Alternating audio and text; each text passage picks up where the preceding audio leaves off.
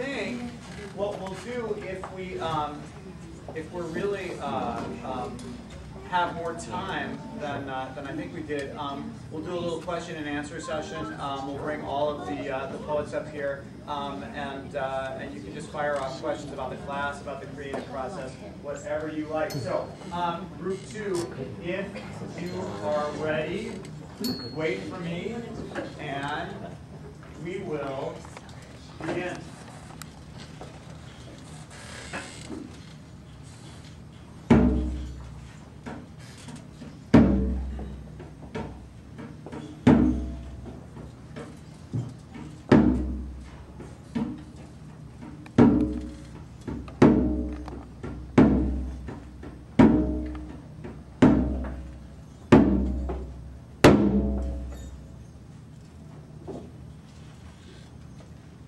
The air is misty all, the bright warm lights have gone away, lingering maliciously, reminding his cat call. But then his eyes of violet shade, our angered voices now do fade. I, not him, have reached a prize, for I am still alive. I stop and stare at a shape. Its cruel stare does make me ache.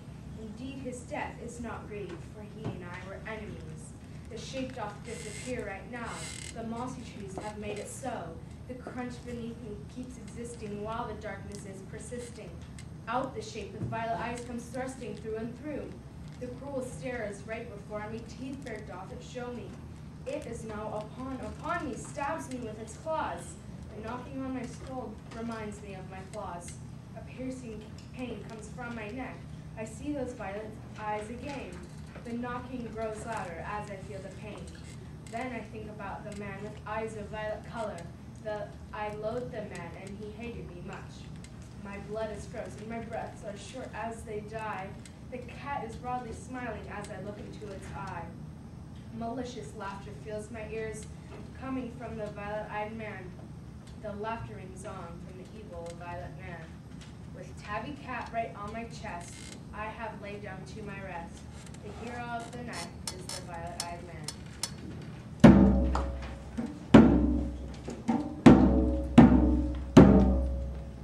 Darker than the midnight sky, the clouds swam through to yonder. Watching this from in my study, I began to think and ponder. As I sat there, half asleep, a knock came at the door so deep. It came again, that ghastly sound, a rap upon the door. Swinging it open, I called, "Who's there?" Yet no one's feet the floor. Who could it be, I asked myself. My tea rattled around upon the shelf. A shapeless shadow swept by my side. I gripped my chair and began to bide. A ghost, I thought? A goblin's woe? I glanced outside, it had begun to snow. Shivering, I donned my jacket. Outside, lightning began to crack it. I screamed, a piercing, vile sound. It filled the night air all around. Lo, the reaper, it has come at last. The pain, it is a horrid blast. My eyes glaze over, my heavy head lolls. My skin is pasty as a doll's. Why me? Why me? This crazy fate. I slowly ascend to a golden gate. My life is done, my heartbeat shunned. My blood has ceased to flow. Inside, I'm grateful overall. I didn't end up below.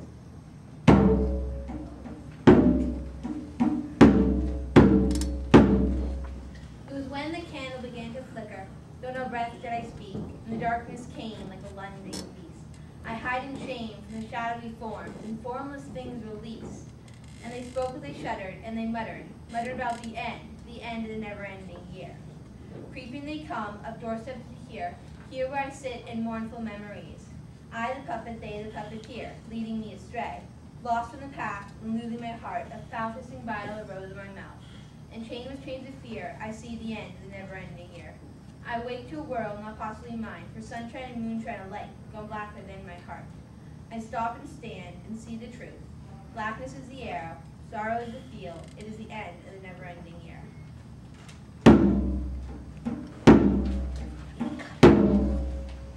Haiku, yes, it dies, it's burnt. It dies with burning eyes, as each vermin fang and mortal pang pierces ruptured hide.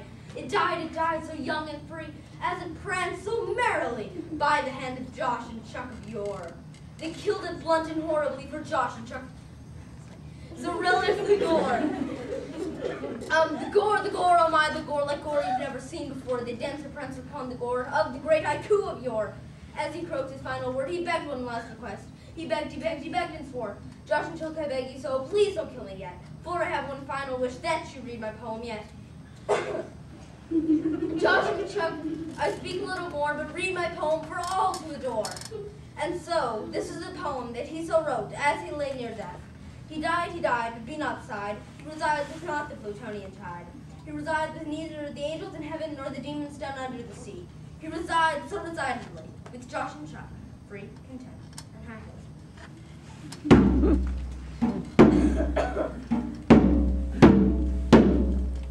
Quietly I creep and quietly I weep, swallowed by the darkness, walking through the fog, shadows darting here and there. My candle flickers and it goes out in the dying air. A black cat walks across my shadow, slinking behind the trees, and when I see where it stops, I freeze. I kneel down beside the cat. Death is now my friend. The cat drops a lump in front of me, a rat. A ghost appears from within the mist. Its cloudy figure resembles someone I think I know. The mist covers up the features on his face, and when I figure out who it is, it's too much for my feelings to show. My heart gets heavy then, and I know it will never mend. My emotions start to take over, and it is too much for me to fend. So brightly before my pride had shown that I was still alive, but now that I have sought the truth and found out my father's dead, I am filled with sorrow, and my heart is filled with dread. A black form perches on my father's gravestone. I gasp and then I groan. Get off my father's grave, I yell. The crow flies up and to the side. It perches on another grave, the name I know too well. The name and face swirls together in my mind. They go together perfectly and horribly. I see them entwined. I scream. It splits through the graveyard as sharp as a knife, like a ripple spreads across a pond. Ghosts and spirits arise from the ground. They swirl around me, they whirl around me, they curl around me, they hurl death at me. My place, I said, I have found. I take this hand and we start to walk, but I trip and fall, and in my grave is where I land.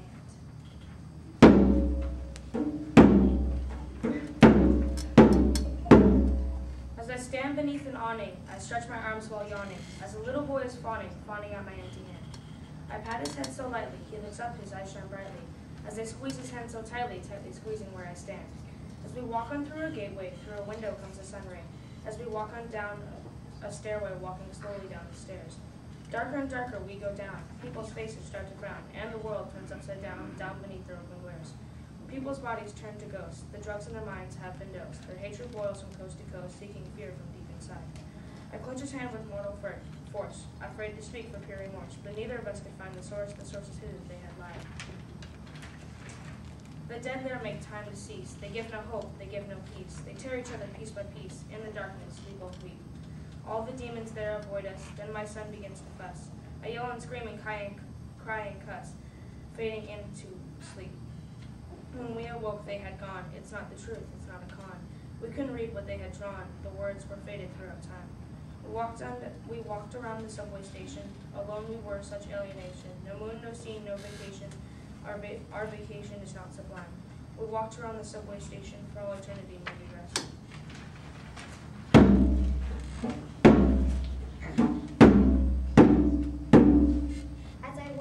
As I watched my wife run, my willow by the sea, I thought to myself simply that she is the one for me. I scooped her up swiftly and ran to the jetty. We sat for many and many sweet hours, my willow and me. My willow and me, the waves came crashing, and that is how I drowned. I heard her scream for my love, my life, my willow, trying to save me. Swiftly I woke to the merfolk carrying me to the sea mare while around me I heard the croak and the crack of the guard there. He let us in without a word, with seeming solitude that scared from his eyes. A seabird hiding secrets from me, hiding terrifying secrets from me.